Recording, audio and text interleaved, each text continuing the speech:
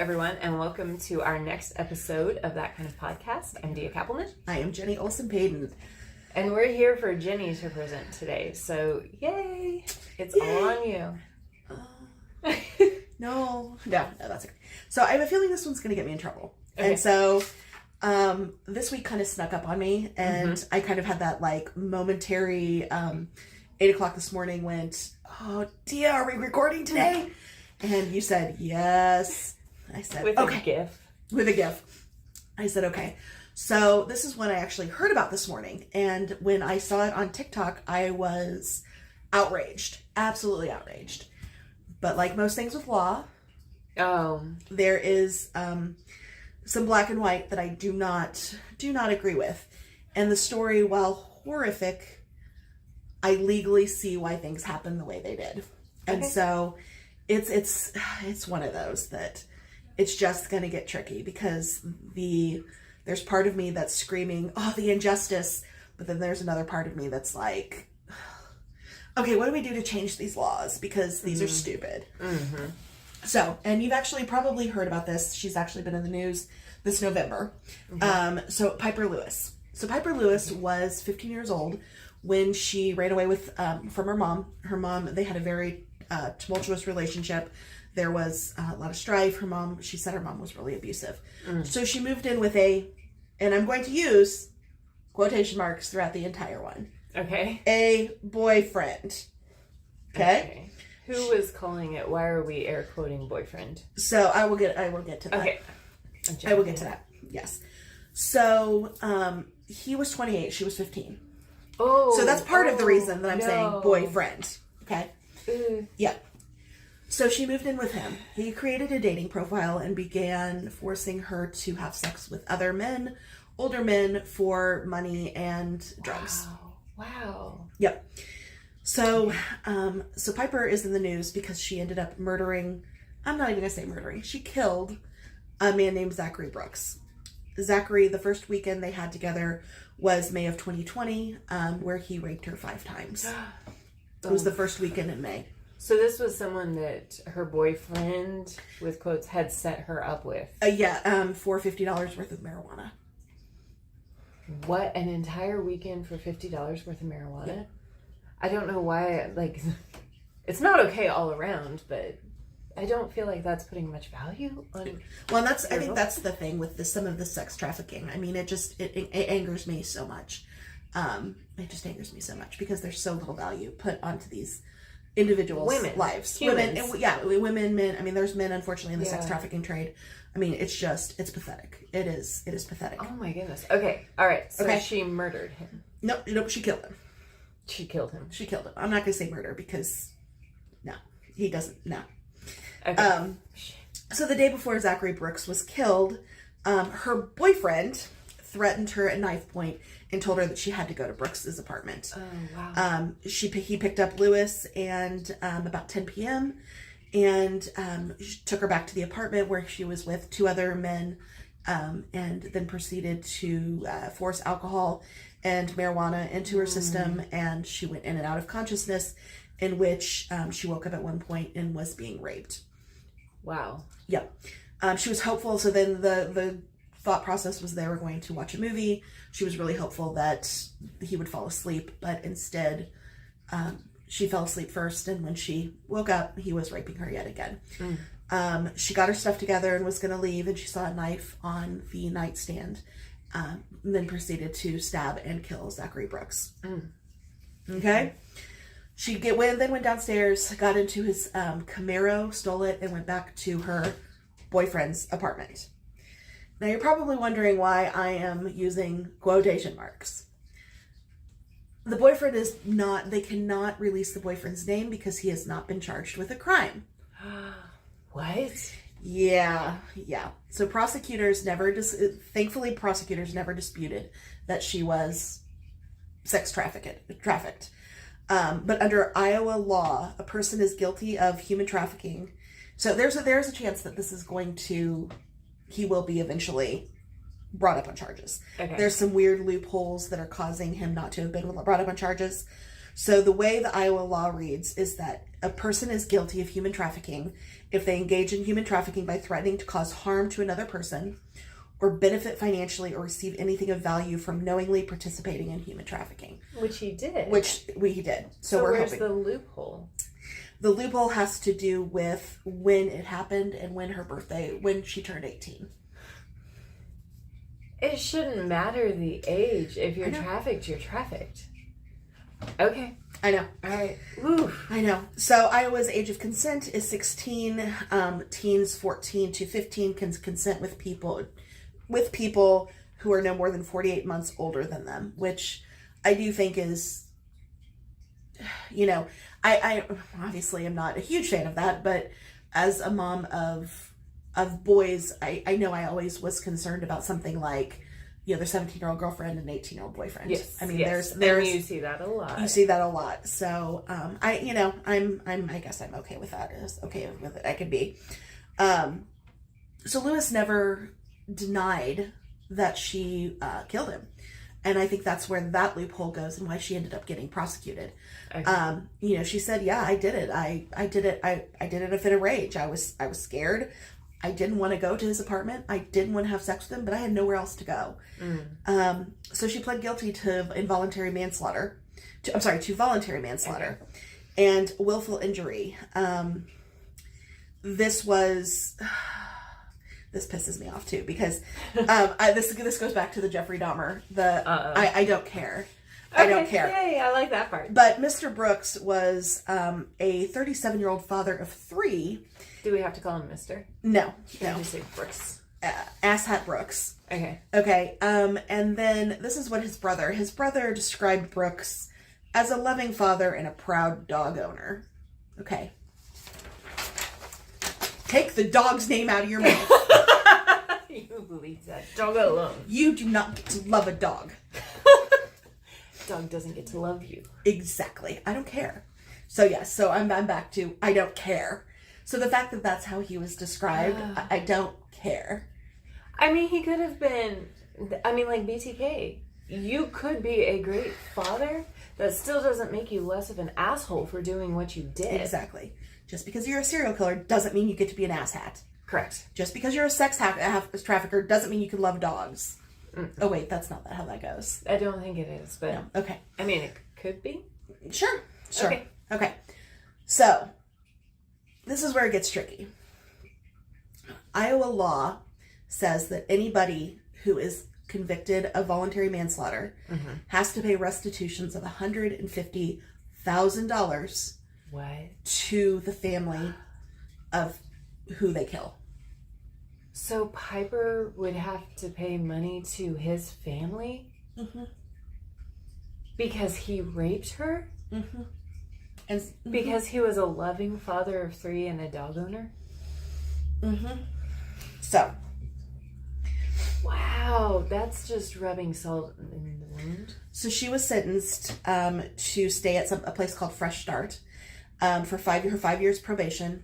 She's required to wear a GPS monitoring device, serve 1,200 community service hours, and then pay this enormous restitution. Oh my goodness. Yep. That law was passed in 1997. So the truth of the matter is, and the court was very, so like I said, when I heard this morning, you just hear the quick little TikTok version and then you dive in and find out more. And I was horrified. I'm like, why in the hell would this judge do this? This is god awful, blah, blah, blah, blah. He specifically said, I have no other choice because this is the way the law is. Okay. Which is where I really think that, I get that the law is black and white, but there are so many cases that, I'm sorry, this is not okay. So she had numerous people that were really in her court, including a math teacher from when she was in junior high. That person set up a GoFundMe, and within 24 hours, the GoFundMe raised over $500,000. Oh my goodness! Which could be used to pay for the restitutions as well as getting her set up, to go to college and to do other things. They have reported that GoFundMe still has those funds. Pieper does not have them, nor does the teacher have access to them at this I've point. heard GoFundMe does that a lot. If they don't agree with it, which is not fair. It doesn't matter if you agree with it or not. You're just the platform. Right. No, it's like I said, such a slippery slope. When she was asked by the judge if she had made mistakes, Lewis admitted that she's like, look, I took a person's life. I feel bad for that. My intention was not to do that. So I mean, I give her more credit than I would. Yeah. My intention was not to go out and kill somebody, but I did it because she said, in my mind, I felt that I wasn't safe. I felt that I was in danger, which resulted in the acts. But it doesn't take away from the fact that the crime was committed. She shouldn't even have to say, in my mind, I didn't feel safe. Right. The fact of the matter is you were not safe. No, because, I mean, regardless of if there was coercion involved, I mean, we're still trading a 15-year-old girl, sex with a 15-year-old girl for something, for $50 worth of drugs or whatever. Yeah. I mean. Wow. Okay. I don't care if you loved your dog. You're a shitty human being. I'm stuck on the dog. I really. Okay. And is it not a little bit funny that his friend put that in the same realm His brother. as the kids? Yeah, his brother. brother. His brother. His brother's like, no, he had 3 kids. He had 3 kids and it was a proud... And a dog. And a dog. And a proud dog. Like, that's going to make it... people that love dogs, we see you. We know you're an asshole. Yeah. So, this month, we come to this month. Okay, so she served a couple years of her sentence. I think it's been about a year and a half or so. So on the 4th of this month, she cut off her monitor and went missing. She left the Fresh Start Women's Center. Officials are recommending that her probation be revoked, and that there's a warrant for arrest has been issued. So she is out there somewhere. She did admit she was having a really hard time with a lot of the rules that the Women's Center had put on her earlier on. And I just, this makes me, I almost prefer doing Unsolved. Well, I do prefer doing Unsolved than doing something like this, because this just leaves a totally sick taste in my mouth.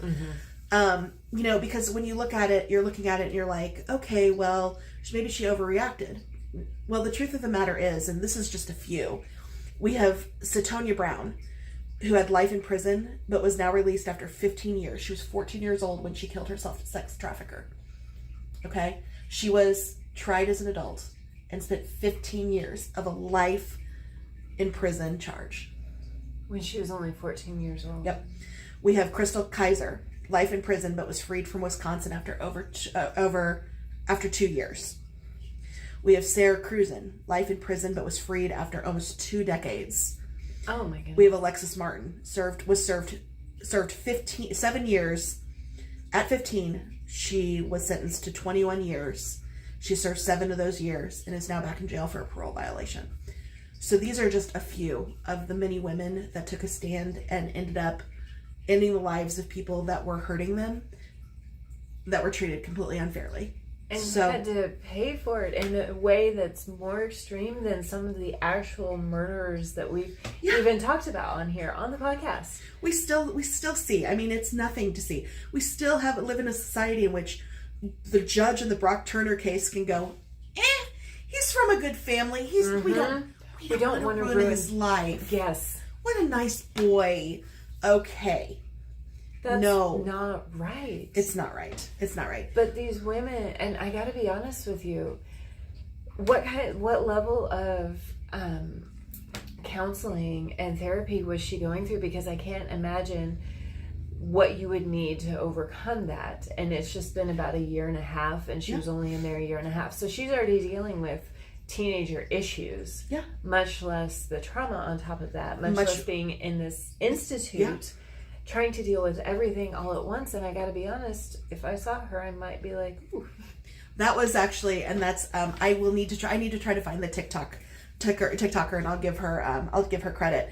But this morning, that's what she said, that that was the thing she said. She said, and I collectively agree that the entire community, if we see her, we will all not have seen her. Yes. Yes. So I think there is something to be said. I think there's something to be said. But at the same time, she does need to get somewhere that will help her, because you could go with all of that inside of you at once. That could go really bad really quickly.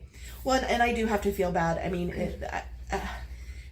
I cannot imagine being a judge in a case like this and not being like, you mean, so you tell me that this crappy ass 1997 law is telling me that I have to charge this poor girl $150,000? I like the law. I think it's actually a good law. Like, if you take someone from somebody, then yes, there is financial issues that will arise. But it should be optional for cases like this. And she shouldn't even have gotten what she got. Okay, this guy was raping you and you killed him. It's like the people that break into somebody's house and then the people who are defending their house get in trouble. Yeah. Well, the prosecutor, it was a slam dunk for them. They're like, she just said she killed him. This is not, and I'm sorry. They obviously, there was obviously a situation. It was not, they didn't find his body in just a nice, wholesome situation. Yes. I mean, there obviously was something going on. There was issues. Yeah. I mean, and even the prosecution was saying, we're not contending. I mean, she was sex trafficked. Trafficked. This is, it is just another example of how warped some of the things that have been put in place to protect us can actually be. And then I think especially just with the fact that it wasn't just a one and done. There are women that she saw that have spent years and years and years in prison for doing the exact same thing she did. And something that I would like to think a lot of us would do in that situation. So think of how many women she saved from that. Yeah. Honestly. I mean, if we really want to go, and I'm sorry, this is where I'm probably going to get in trouble a little bit. And I if it puts a little fear in a couple sex traffickers' minds or rapists' minds that somebody might fight back, then I'm okay with it. I'm okay with it. So I don't know. I'll be anxious to kind of follow this case and see where it ends up. I do know that they're calling for, with her leaving, it definitely is going to make things more complicated for her. And I'm sorry about that, but I also, she had a pile of shit on her, and it's just very unfortunate the way this is all playing out. I wonder how hard they're looking for. If basically they were like, they opened up the door, they were like, nope, thumbs here. We'll check again tomorrow. Anything today, Ed? Nope, there's nothing under there. Don't see anything. Yeah, I would hope. I mean, I think, when I was younger, I really always thought I wanted to go into law or law enforcement or something like that. And I am... they have to deal with a lot of shit. And a lot of having to do what's right by the system. So and it's difficult. And so this kind of is a precursor. We do have a couple more episodes from this season. But I have had a passion piece for a very long time with a dear friend of ours named Erin Potter, that you might know, who does burger reviews. And it is the case of Patty Pruitt. So Patty was convicted of killing her husband. One of the big things with that is, had she pled not guilty, or had she pled guilty, she would have been out.